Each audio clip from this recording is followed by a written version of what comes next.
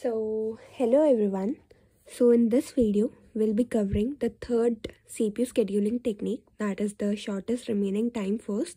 तो हमने अपने पिछली वीडियो में shortest job first देखा था, जिसमें जो भी हमारा बाइफर्गेशन हो रहा था कि कौन सा प्रोसेस पहले जाएगा, वो बर्स्ट टाइम के बेसिस पे हो रहा था. जिसका बर्स्ट टाइम कम होगा वो पहले एग्जीक्यूट किया जाएगा. And the shortest remaining time first में भी सेम सिनेरियो यूज़ होगा, बट यहाँ पे हम प्रीएम्पशन लगा सकते हैं. जैसे हमारा शॉर्टेस्ट जॉब फर्स्ट था, वहाँ पे प्रीएम्पशन नहीं था. मतलब जब भी कोई प्रोसेस अगर सीपीयू के अंदर एंटर कर रहा है तो वो तभी बाहर आएगा जब उसका एग्जीक्यूशन पूरा हो जाएगा. मतलब हम लोग बीच में उसे बाहर नहीं निकाल सकते. So in shortest remaining time first, it is the combination of shortest job first plus preemption. Means here we can do the preemption as well with the addition of the burst time bifurcation. Okay, so यहाँ पे हमारे पास process ID है, 6 processes है हमारे पास. उनका arrival time है, उनका burst time है. तो सिमिलर पिछले वीडियोस में जो हमने देखा था, हमें completion time, turn around time and waiting time निकालना है. तो स्टार्ट करते हैं. सो बेसिकली हमेशा हमें पता है 0th इंटरवल से स्टार्ट होता है. तो हमने देखा 0 पे क्या कोई प्रोसेस आया हुआ है रेडी क्यू में, तो हाँ P1 है. तो हम लोग P1 को ऐड करेंगे. ओके, अब यहाँ पे बजाय कि ये हम लोग यहाँ प्रीएम्पशन परफॉर्म कर सकते हैं, तो यहाँ हर एक टाइम के बाद प्रीएम्पशन होगा, हर एक टाइम इंटरवल के बाद प्रीएम्पशन. मतलब जब ये फर्स्ट इंटरवल पे आएगा तब हम लोग P1 को CPU से बाहर निकाल देंगे, प्रीएम्प्ट कर देंगे. तो इसका कितना हो गया, 6. ठीक है, अब हम कंपेयर करेंगे क्या 1 इंटरवल पर कौन कौन से प्रोसेस हमारे पास अवेलेबल है. तो हमारे पास P1 अवेलेबल है और हमारे पास P2 अवेलेबल है. अब सेकेंड थिंग, बर्स्ट टाइम. तो अब दोनों का बर्स्ट टाइम कंपेयर करेंगे तो किसका बर्स्ट टाइम कम है, ऑब्वियसली P2 का. तो हम लोग पहले अब P2 को घुसाएंगे और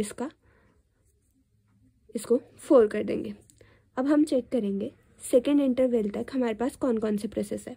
तो सेकेंड इंटरवल तक हमारे पास P1, P2 एंड P3 है. Now will compare the burst time. तो सबसे कम बर्स्ट टाइम किसका है, P3 का. तो इसे कर देंगे 2 और यहाँ पे डाल देंगे P3. Now similarly third interval तक हमारे पास कितने प्रोसेस आ चुके हैं, P1, P2, P3, P4. अब इनके बर्स्ट टाइम कंपेयर करेंगे तो सबसे कम किसका है, P4 का. तो P4 को डालेंगे. ओके, अब जब भी 0 हो जाएगा तो वो प्रोसेस हमारा कंप्लीट हो जाएगा. ओके, तो अब हमारे पास है फोर्थ इंटरवल. तो फोर्थ इंटरवल तक देखते हैं कौन कौन से प्रोसेस हमारे पास हैं. कौन कौन से हैं, P1 है, P2 है, P3 है, P4 तो हो चुका है एंड P5 है. अब इनमें कंपेयर करेंगे सबसे कम बर्स्ट टाइम किसका है. तो सबसे कम बर्स्ट टाइम 2 का है. किस किसका, that is P3 and P5. But हम क्या कंसिडर करेंगे, जब भी ऐसा केस बनता है दोनों का बर्स्ट टाइम सेम होता है, तो हमने पिछले वीडियो में भी देखा था, will consider first come first serve scenario. तो सबसे पहले क्या आएगा, P3 आएगा. P3 आया, एक टाइम इंटरवल के लिए आया, यहाँ हो गया 5. अब 5 तक वी हैव सारे प्रोसेसेस इन अवर रेडी क्यू, P6 ऑल्सो. तो यहाँ पे भी सेम सिनेरियो बन रहा है. दो प्रोसेसेस का सेम बर्स्ट टाइम है, that is P3 1 and P6 that is 1. तो फिर से क्या लगेगा, फर्स्ट कम फर्स्ट सर्व. तो अब क्या आएगा हमारा P3. अब ये हो चुका है 0, मतलब ये हो गया हमारा कंप्लीट. नाउ अब हमारे पास क्या क्या बचा है, P1, P2, P5 and P6. सबसे कम बर्स्ट टाइम किसका है, P6 का.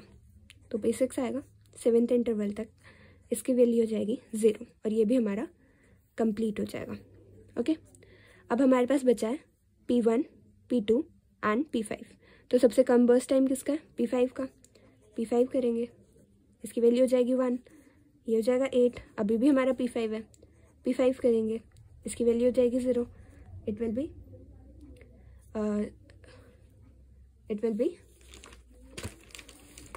9. ओके, नाउ ये भी हो गया हमारा कंप्लीट. अब हमारा क्या बचा है, ऑब्वियसली P1 और P2 बचा है. तो हमें दिख रहा है किसका बर्स्ट टाइम कम है. तो एक एक करने के बजाय what will do is P2 जिसका बर्स्ट टाइम हमारे पास कितना है 4, तो 9 + 3 is 4 is 13 and the last one is P1. So 13 + 6 it is 19. तो हमारा गैंट चार्ट पूरा हो गया. तो now we have to find the completion time, the turnaround time as well as the waiting time.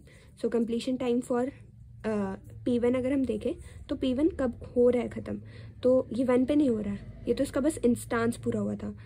P1 basically हमारा 19th पे जाके complete हो रहा है, तो इसका कंप्लीशन टाइम क्या होगा 19. सिमिलरली फॉर P2, 2 पे नहीं हो रहा, ये हो रहा है हमारा 13th पे जाके.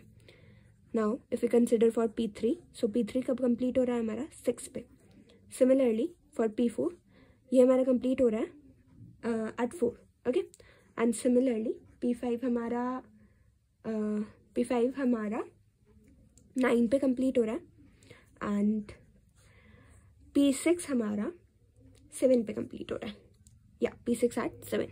Okay, so now we have to find out the turnaround time as well as the completion time. Okay, so as we know turnaround time का फॉर्मूला क्या होता है. टर्न टाइम का फॉर्मूला क्या होता है हमने पिछली बहुत सारी वीडियोस में देखा है, that is completion time minus arrival time.